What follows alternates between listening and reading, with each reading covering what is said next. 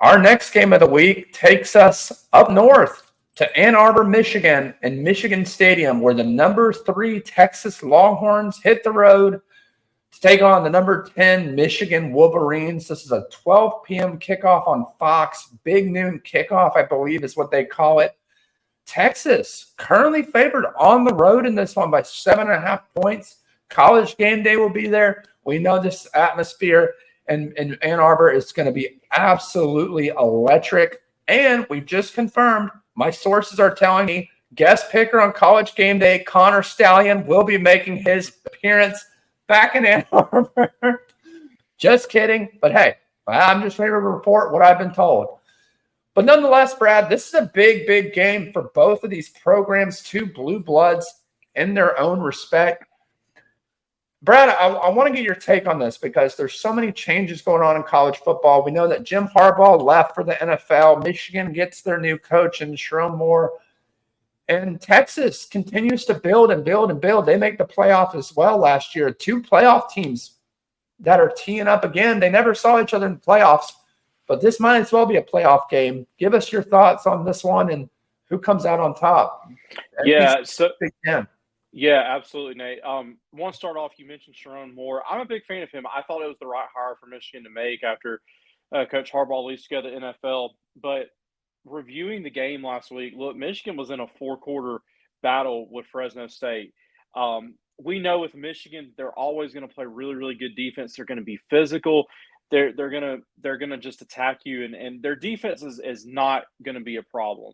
But offensively, I'll be honest, guys, I see this team has got some big issues. I don't think they have a lot of playmakers. And if they do, they're unproven. Obviously, Colson Loveland is one of the best tight ends in the country, and he was their leading receiver last week with 8 catches for 87 yards. We know Donovan Edwards is one of the best running backs in the country, and his backup running back, Khalil Mullings, looks really, really good. So it seems like they're going to have a good 1-2 punch, but still, I think lack of playmakers is hurting them. And guys, let's be honest. In college football, you've got to have a good quarterback to win, and I just don't know that Michigan has one right now.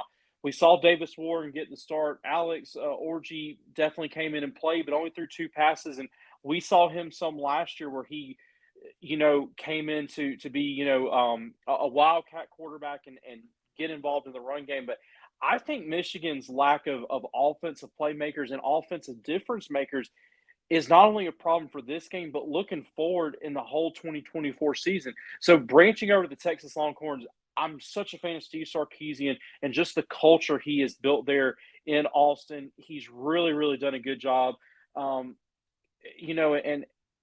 they are, just built for the SEC. We've talked about that here on Break the Huddle. Texas just looks like they're ready to be in the SEC and they're ready to compete in the SEC. They're good on both lines of scrimmage and they're replacing a lot. But, defensively, I think about sophomore Anthony Hill. He's going to get after it. Nate, we're both big fans of UTA transfer Trey Moore. I think he's got a chance to shine out. But look, the difference in this one, plain simple to me, is Texas and their guys on the offensive side of the football and all the speed. I mean, they've taken a hit to the running back room, but you think about Isaiah Bond, Golden, true freshman 5-star wide receiver Ryan Wingo. There is just a lot there for Michigan to have to defend. There's a lot of speed. There's a lot of athleticism. Quinn Ewers, I think he's continuing to improve. And for that reason, I'm taking the Texas Longhorns, and I think it's going to be by double digits. I do think this is going to be a very physical game. I think that this is going to be probably a low-scoring game, but Texas simply has more playmakers on offense, and they pull away in the fourth quarter, and Texas gets a really, really big win in Ann Arbor to start the season. Great pick, Brad. Great pick. And, yeah, like you mentioned, 2 really, really good programs, but it seems like Michigan kind of downward a little bit. A lot has happened, so you can't really blame it. I think Sharon Moore has done an incredible job maintaining the roster, and especially in a day and age where so many guys transfer, you can tell that the players really get behind this guy. Rooster, I'll turn it over to you. Who do you have winning this game? Well, watching the Michigan-Fresno game last weekend, it seemed like even though Donovan Edwards is supposed to be one of the top 10 running backs in the country, he was really held at bay all day long. He wasn't even the leading rusher on the team. And while I know that the coaching staff, even Davis Warren back there, he really did not impress too much at all. And that really leaves me a big question mark on the offensive side of the ball because they really didn't have any receivers that really put up a noticeable stat line, leaving the tight end.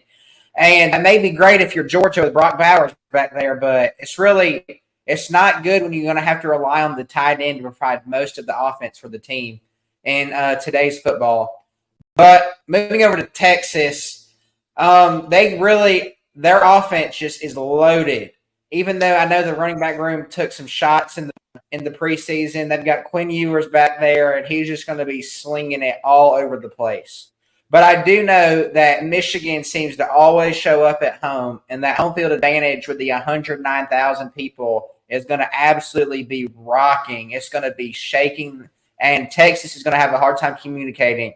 So while I do think Texas wins the game, I think Michigan's able to cover the spread because Michigan – that home field advantage is something that is just – you cannot overlook that with how big of a factor that 109,000 strong is going to play, plus that defense that Michigan's rocking out there. I just don't see – Texas may get their points, but I really don't see them putting up – I don't see Texas scoring 30 points. So Michigan, to cover that spread, really only needs to put up about 2 or 3 touchdowns, which I think they can do.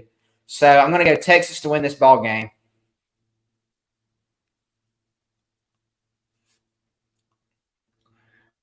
Yeah, Ross, that's a great Rooster. Excuse me, Rooster. That's a great analysis. And to y'all's point, I mean, we really don't know much about this Michigan team. There's so much turnover. There's so much that goes into building a program and maintaining a program. What this game is really going to come down to, in my opinion, Brad and Rooster, is it's going to come down to the Texas defensive line. We know what Michigan wants to do. They want to control the clock, and they want to run the ball. If they can keep Quinn Ewers and Steve Sarkisian's offense off the field, that's going to be their best bet to win the game. We saw Georgia Tech do it against Florida State. We saw Boston College do it against Florida State. We saw many other teams do it against other teams this past weekend.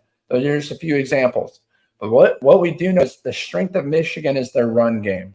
Their defensive line is really good too. But it's really going to come down to Texas's defensive line, in my opinion. I think the offense is going to be explosive. I think they can get down the field within a minute or two. It's really going to come down to the 2-minute warnings as well. The new 2-minute warning in college football is something to look out for as the season progresses. I think it's an opportunity for clock management, even more so. You get an extra timeout. You're driving the ball. And it could work either way. It could work in someone's favor who needs the rest for their offense. It could work in the favor of someone who needs rest for their defense. In the end, I'm going to check the Texas Longhorns. I think they're just the better team in this matchup. But to Rooster's point, it's going to be a close game. I think Michigan will cover the spread, and that atmosphere is going to be insane. And now that I think about it, I kind of look like Connor Stallion right now. So, hey, you never know if he's going to be there in the stands, in the box, in the booth with Kirk Herbstreit calling this game. I don't know. Well, it's on Fox. Kirk won't be there. But nonetheless, you just never know what you're going to get in Ann Arbor. It's a very interesting place on this earth and definitely a place you need to check out. Be sure to comment down below who you believe is going to win this game. Be sure to subscribe, like this video, and we'll see you next week. Also, be sure to check out our new partnership with SquadBlitz.com, the #1 college football fantasy app in the world. If you're tired of the NFL, check out SquadBlitz.com. They've got you covered. We'll see you next week. It's time to break the huddle.